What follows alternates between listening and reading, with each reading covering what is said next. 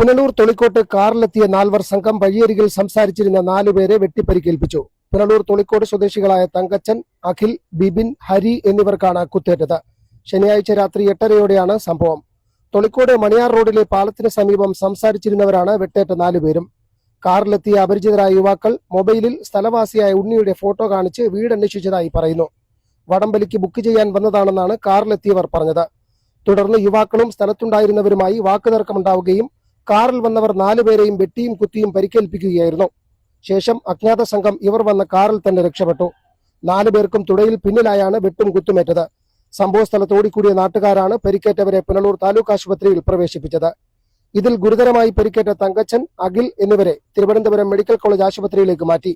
CCTV ദൃശ്യങ്ങൾ പരിശോധിച്ച് പ്രതികൾക്കായി police അന്വേഷണം വ്യാപിപ്പിച്ചിട്ടുണ്ട്.